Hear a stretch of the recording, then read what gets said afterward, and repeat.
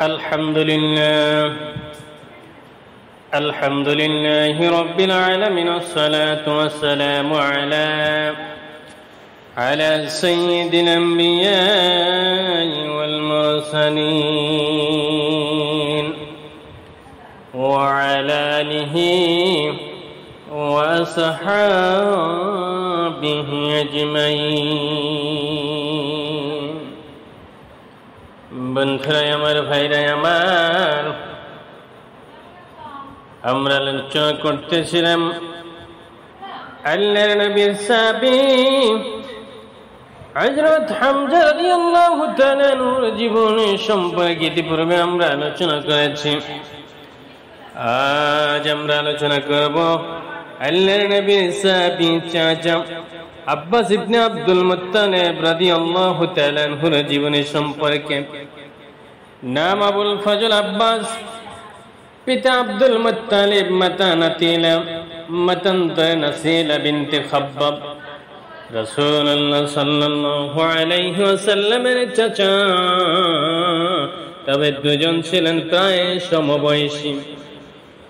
ঐতিহাসিকদের ধারণা সম্ভবত তিনি রাসূল করিম সাল্লাল্লাহু আলাইহি ওয়াসাল্লামের 2 বা 3 বছর আগে জন্মগ্রহণ করেছিলেন। ছোটবেলায় একবারে তিনি হারিয়ে যান। মা মান্নত করেন আব্বাস ফিরে এলে কাবায় রেশমি গিলাফ চড়াবেন। কিছুদিন পর তিনি সহিহ সালামতে ফিরে এলেন। অত্যন্ত জাঁকজমকের সাথে আব্দুল মুত্তালিব তার মানত পুরো করেন। জাহিলি যুগে তিনি ছিলেন কুরাইশদের একজন প্রতাপশালী রইস। পোষণাক্রমে খানায় কাবা রক্ষণাবেক্ষণ ও হাজিদের পানি পান করানোর দায়িত্ব লাভ করেন। রাসূলুল্লাহ সাল্লাল্লাহু আলাইহি ওয়াসাল্লাম নবুয়ত লাভ করেন। মক্কায় প্রকাশ্য তিনি তাওহীদের দাওয়াত দিতে লাগলেন। হযরত আব্বাস যদিও দীর্ঘদিন যাবৎ প্রকাশ্যে ইসলাম গ্রহণ করেননি, তবে তিনি দাওয়াতের অন্যতম পৃষ্ঠপোষক ছিলেন। এ কারণে মদিনার 72 জন আনসার হজের মৌসুমে মক্কায় গিয়ে মিনারে গোপন শিবিরে যে দিন রাসূল পাক সাল্লাল্লাহু আলাইহি ওয়াসাল্লামকে মদিনায় হিজরতের আহ্বান জানান এবং তার হাতে বায়াত গ্রহণ করেন, সেই গোপন বৈঠকে হযরত আব্বাস রাদিয়াল্লাহু তাআলা আনহু উপস্থিত ছিলেন। তখনও তিনি ইসলাম গ্রহণ করেননি। ইতিহাসে বায়াতকে আকাবার দ্বিতীয় শপথ বলা হয়। এ উপলক্ষে তিনি উপস্থিত মদিনাবাসীদের উদ্দেশ্যে প্রদত্ত এক ভাষণে বলেন, খাজরাজ কওমের লোকেরা, আপনাদের জানা আছে মুহাম্মদ রাসূলুল্লাহ সাল্লাল্লাহু আলাইহি ওয়াসাল্লাম শিয়া গোত্রের মধ্যে সম্মান ও মর্যাদার সাথে আছেন। শত্রুর মোকাবেলায় সর্বক্ষণ আমরা তাকে হেফাজত করেছি। এখন তিনি আপনাদের নিকট যেতে চান। যদি আপনারা জীবন পণ করে তাকে সহায়তা করতে পারেন তাহলে খুব ভালো কথা, অন্যথায় এখনই সাফ বলে দিন। জবাবে মদিনাবাসীগণ পরিপূর্ণ সহায়তা আশ্বাস দান করেন এবং অল্পকাল পরে রাসূল করিম সাল্লাল্লাহু আলাইহি ওয়াসাল্লাম মদিনায় হিজরত করেন। মক্কার কুরাইশদের চাপের মুখে বাধ্য হয়ে তিনি কুরাইশ বাহিনীর সঙ্গে বদর যুদ্ধে যোগ দিয়েছিলেন। প্রকৃত অবস্থা সম্পর্কে রাসূল করিম সাল্লাল্লাহু আলাইহি ওয়াসাল্লাম অবহিত ছিলেন। এই কারণে তিনি সাহাবীদের নির্দেশ দিয়েছিলেন, যুদ্ধের সময় আব্বাস রাদিয়াল্লাহু তাআলা বনু হাশিমের কেউ সামনে পড়ে গেলে তাদের হত্যা করবে না, কারণ জোরপূর্বক তাদের রণক্ষেত্রে আনা হয়েছে। বদর যুদ্ধে অন্যান্য কুরাইশ মুশরিকদের সাথে আব্বাস, আকিল, নাওফিল ইবনে হারিস মুসলমানদের হাতে বন্দী হন। ঘটনাক্রমে আব্বাসকে এত শক্তভাবে বাধা হয় যে ব্যথায় তিনি ককাতে থাকেন। তার সে ককানিতে রাসূল করিম সাল্লাল্লাহু আলাইহি ওয়াসাল্লামের রাতের আরাম বিঘ্ন ঘটায়। একথা সাহাবায়ে কিরাম অবগত হলে তারা আব্বাসের বাঁধন ঢিলা করে দেন। আব্বাস কাকানি বন্ধ করে দিলেন।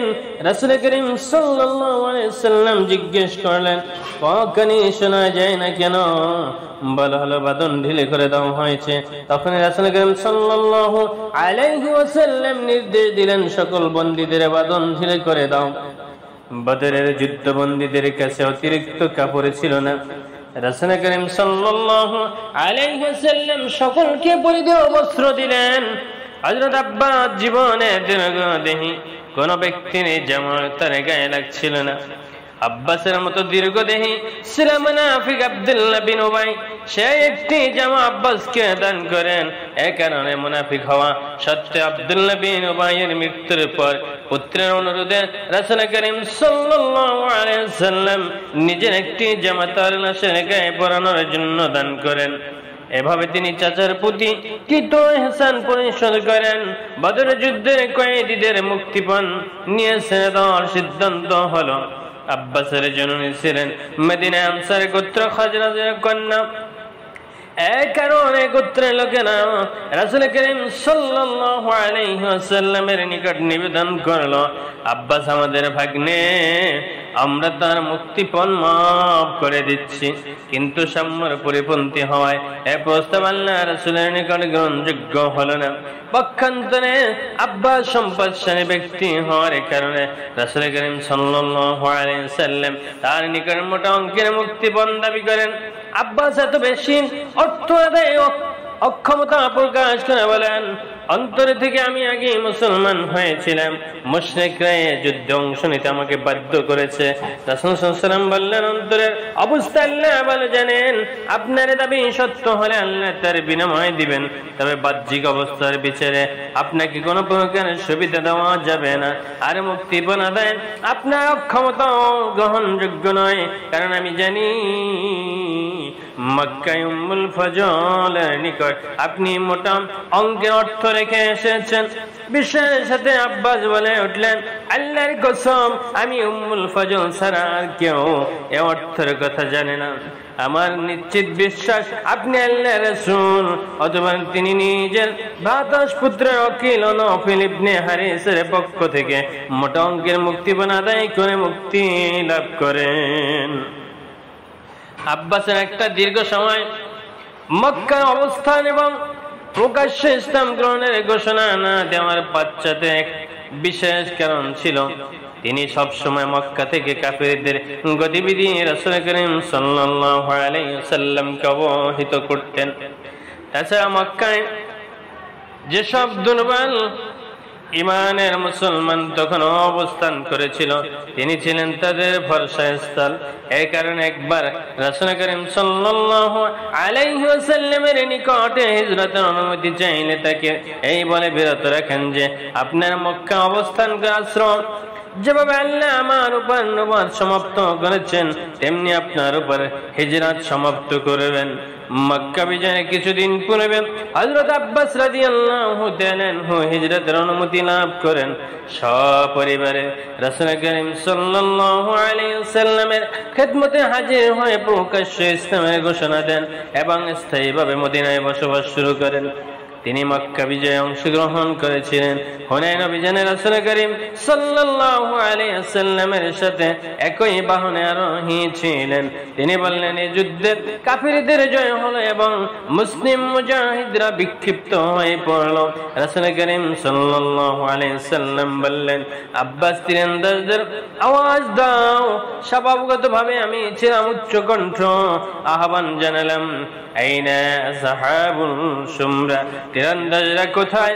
আমার এই আওয়াজে মুহূর্তের মধ্যে যুদ্ধের মোড় ঘুরে গেল। তাই তাবুকের অভিযান এবং বিদায় হজেও তিনি অংশগ্রহণ করেছিলেন। বিদায় হজ থেকে ফেরার পর রাসূল করিম সাল্লাল্লাহু আলাইহি ওয়াসাল্লাম অসুস্থ হয়ে পড়েন। দিন দিন অসুস্থতা বাড়তে থাকে। হযরত আলী, হযরত আব্বাস ও বনি হাশিমের অন্যান্য লোকেরা রাসূল করিম সাল্লাল্লাহু আলাইহি ওয়াসাল্লামের সেবার দায়িত্ব পালন করতে থাকেন। ওফাতের দিন হযরত আলী বাড়ির বাইরে এলেন। লোকেরা জিজ্ঞেস করলো, রাসূল করিম সাল্লাল্লাহু আলাইহি ওয়াসাল্লামের অবস্থা কেমন? যেহেতু সেদিন অবস্থার কিছুটা উন্নত হয়েছিল, এ কারণে তিনি বললেন, আল্লাহ অনুগ্রহ একটু ভালো। কিন্তু হযরত আব্বাস রাদিয়াল্লাহু তাআলা ছিলেন অভিজ্ঞ ব্যক্তি। তিনি আলীর একটি হাত ধরে বললেন, তুমি কি মনে করেছো আল্লাহর কসম 3 দিন পরে তোমরা গোলামি করতে শুরু করবে? আমি আমি দিব্যি চোখে দেখতে পাচ্ছি এরকম অল্প দিনের মধ্যেই রাসূল করিম সাল্লাল্লাহু আলাইহি ওয়াসাল্লাম ইন্তেকাল করবেন। আমি আব্দুল মুত্তালিব খানদানের লোকদের চেহারা দেখে তাদের মৃত্যু আন্দাজ করতে পারি। ওই দিন রাসূল করিম সাল্লাল্লাহু আলাইহি ওয়াসাল্লাম ইন্তেকাল করেন। হযরত আলী ও বনি হাশিমের অন্যদের সহযোগিতায় হযরত আব্বাস কাফন দাফনের ব্যবস্থা করেন। যেহেতু তিনি ছিলেন রাসূল করিম সাল্লাল্লাহু আলাইহি সাল্লামের সম্মানিত চাচা এবং বনি হাশিমের বয়োজ্যেষ্ঠ ব্যক্তি, এই কারণে বহিরাগত লোকেরা তার নিকট এসে শোক ও সমবেদনা প্রকাশ করতে থাকে। হযরত রাসূল করিম সাল্লাল্লাহু আলাইহি সাল্লামের চাচা আব্বাসকে খুব সম্মান করতেন। তার সামান্য কষ্টতেও তিনি দারুণ দুঃখ পেতেন। একবার কুরাইশের একটি আচরণ সম্পর্কে হযরত আব্বাস রাদিয়াল্লাহু তাআলা আনহু অভিযোগ করলেন। রাসূল করিম সাল্লাল্লাহু আলাইহি ওয়াসাল্লাম অত্যন্ত উত্তেজিত হয়ে বললেন, সেই সত্তার শপথ যার হাতে আমার জীবন, যে ব্যক্তি আল্লাহ রাসূলের জন্য আপনাদের ভালোবাসে না তার অন্তরে ঈমানের নূর থাকবে না। একবার রাসূল করিম সাল্লাল্লাহু আলাইহি ওয়াসাল্লাম এক বৈঠকে আবু বকর ও ওমরের সাথে কথা বলছিলেন। এমন সময় আব্বাস রাদিয়াল্লাহু তাআলা উপস্থিত হলেন। রাসূল করিম সাল্লাল্লাহু আলাইহি ওয়াসাল্লাম তাকে জিজ্ঞেস করে তাকে নিজের ও আবু বকরের মাঝখানে বসালেন এবং কণ্ঠস্বর একটু নিচু করে কথা বলতে লাগলেন। আব্বাস চলে যাওয়ার পর আবু বকর রাদিয়াল্লাহু এমনটি করার কারণ জিজ্ঞেস করলেন। রাসূল করিম সাল্লাল্লাহু আলাইহি ওয়াসাল্লাম বললেন, মর্যাদাবান ব্যক্তি পারে মর্যাদাবান ব্যক্তির মর্যাদা দিতে। তিনি আরো বলেন, জিবরিল আমাকে বলেছেন আব্বাস উপস্থিত হলে আমি যেন আমার স্বর নিচু করি, যেমন আমার সামনে তোমাদের স্বর নিচু করার নির্দেশ তিনি দিয়েছেন। হযরত রাসূল করিম সাল্লাল্লাহু আলাইহি ওয়াসাল্লাম পরবর্তী খোলাফায়ে রাশিদিন হযরত আব্বাসের যথাযোগ্য মর্যাদা দিয়েছেন। হযরত ওমর, হযরত ওসমান ঘোড়ার উপর সওয়ার হয়ে তার পাশ দিয়ে অতিক্রম করার সময় তার সম্মানার্থে ঘোড়া থেকে নেমে পড়তেন এবং বলতেন, ইনি হচ্ছেন রাসূল করিম সাল্লাল্লাহু আলাইহি ওয়াসাল্লামের চাচা। হযরত আবু বকর রাদিয়াল্লাহু একমাত্র আব্বাসকে নিজ আসন থেকে সরে গিয়ে স্থান করে দিতেন। হযরত আব্বাস রাদিয়াল্লাহু তাআলা আনহু 32 হিজরি রজব অথবা মুহররম মাসের 12 তারিখ 88 বছর বয়সে ইন্তেকাল করেন। তৃতীয় খলিফা হযরত ওসমান রাদিয়াল্লাহু তাআলা আনহু জানাজায় নামাজ পড়ান এবং হযরত আব্দুল্লাহ ইবনে আব্বাস রাদিয়াল্লাহু তাআলা আনহু কবরে নেমে তাকে সমাহিত করেন। মদিনার বাকি গোরস্থানে তাকে দাফন করা হয়। তিনি ইসলাম গ্রহণের পর 32 বছর এবং জাহিলি যুগে 56 বছর জীবন লাভ করেন। জাহিলি যুগে হযরত আব্বাস রাদিয়াল্লাহু তাআলা অত্যন্ত সম্পদশালী ছিলেন। এই কারণে বদর যুদ্ধের সময় রাসূল করিম সাল্লাল্লাহু আলাইহি ওয়াসাল্লাম তার নিকট থেকে মুক্তিপণ স্বরূপ 20 উকিয়া স্বর্ণ গ্রহণ করেন। ব্যবসা বাণিজ্য ছিল তার জীবিকার উৎস। সুদের কারবার করতেন। মক্কা বিজয় পূর্ব পর্যন্ত এই কারবার চালু ছিল। 10 হিজরি বিদায় হজের ঐতিহাসিক ভাষণে রাসূল করিম সাল্লাল্লাহু আলাইহি ওয়াসাল্লাম বললেন, আজ থেকে আরবের সকল প্রকার সুদী কারবার নিষিদ্ধ ঘোষণা করা হলো এবং সর্বপ্রথম আমি আব্বাস ইবনে আব্দুল মুত্তালিবের সুদী কারবার রহিত ঘোষণা করেছি।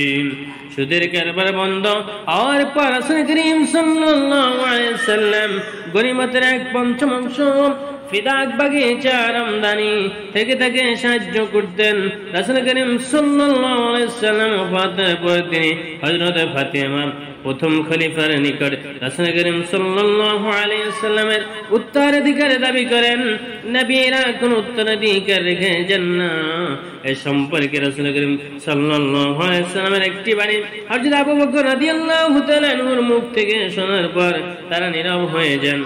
হযরত আব্বাস রাদিয়াল্লাহু ছিলেন অত্যন্ত দানশীল, অতিথি পরায়ণ, দয়ালু। হযরত সাদ ইবনে আবি ওয়াক্কাস রাদিয়াল্লাহু বলেন, আব্বাস হলেন আল্লাহ রাসূলের চাচা, কুরাইশদের মধ্যে সর্বাধিক দরাজ হস্ত এবং আত্মীয় স্বজনের প্রতি অধিক মনোযোগী। তিনি ছিলেন কোমল অন্তর বিশিষ্ট। দুয়ার জন্য হাত উঠালে চোখ থেকে অশ্রু বন্যা বয়ে যেত। এই কারণে তার দোয়ায় এক বিশেষ আসর পরিলক্ষিত হতো। রাসূল করিম সাল্লাল্লাহু আলাইহি ওয়াসাল্লাম তার সন্তানদের জন্য দোয়া করেছিলেন। তিনি তাদের সকল প্রকাশ্য ও অপ্রকাশ্য অপরাধের মাগফিরাত কামনা করেছেন।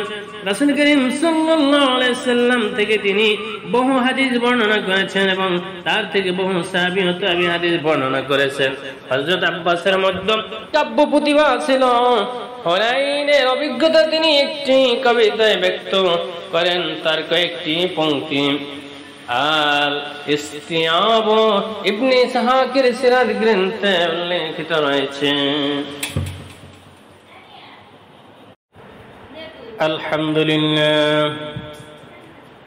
আলহামদুলিল্লাহি রাব্বিল আলামিন ওয়াসসালাতু ওয়াসসালামু আলা সাইয়্যিদিল আমবিয়া ওয়াল মুরসালিন ওয়া আলা আলিহি ওয়া আসহাবিহি